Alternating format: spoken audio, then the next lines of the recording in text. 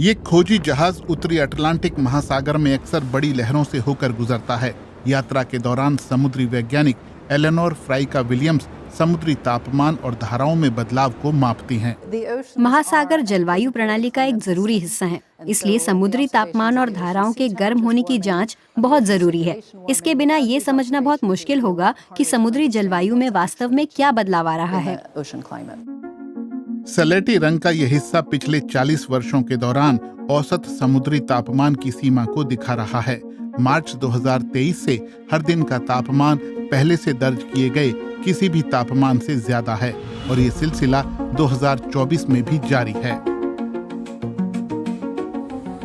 महासागरों में होने वाले प्राकृतिक उतार चढ़ाव तापमान को बढ़ा और घटा सकते हैं, लेकिन वो आज होने वाले बदलाव का कारण नहीं बन सकते हैं। वैज्ञानिक योहाना बेयर एक विशेष समुद्र के तापमान को लेकर चिंतित हैं। अटलांटिक महासागर के अलग अलग हिस्सों में तापमान असामान्य रूप से बढ़ रहा है, जो पहले कभी नहीं मापे गए स्तर तक पहुंच चुका है। एक तरफ ये चौंकाने वाला है, लेकिन दूसरी तरफ ये वही है जिसके बारे में कई सालों से कहा जा रहा है कि जलवायु परिवर्तन का असर ऐसा ही दिखेगा। उत्तरी अटलांटिक महासागर का तापमान यूरोप के मौसम पर सीधा असर डालता है। रिकॉर्ड तोड़ समुद्री तापमान दक्षिणी यूरोप में हीट वेव और मध्य यूरोप में तूफान लाता है, जैसा कि 2023 में हुआ।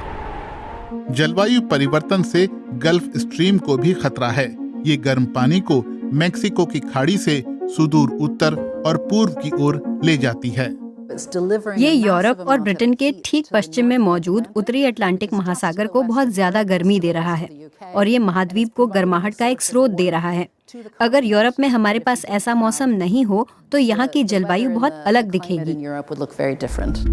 जलवायु परिवर्तन की वजह से आर्कटिक की बर्फ पिघल रही है, जिससे समुद्री धाराएं बदल रही हैं, क्योंकि यहाँ बर्फ की बहुत अहम भूमिका है। जब गर्म और खारा पानी दक्षिणी इलाकों से उत्तरी अटलांटिक के ठंडे इलाकों में पहुंचता है तो ये ठंडा और भारी हो जाता है।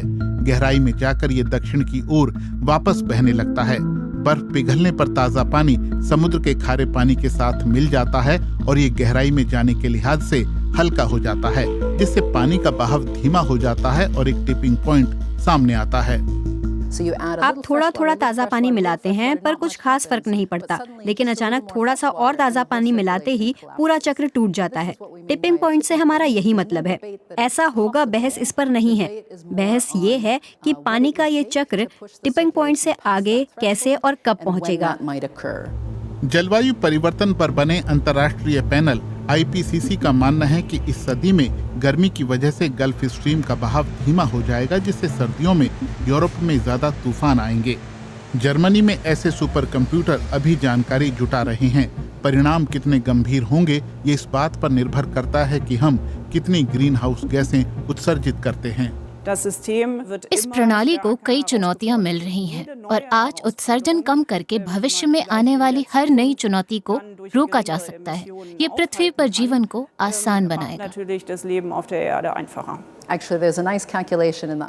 दरअसल IPCC रिपोर्ट में एक अच्छी जानकारी मौजूद है जो बताती है कि गर्मी को सीमित करने के लिए कितना कार्बन उत्सर्जन किया जा सकता है और उस सीमा में ज्यादा कुछ नहीं बचा है।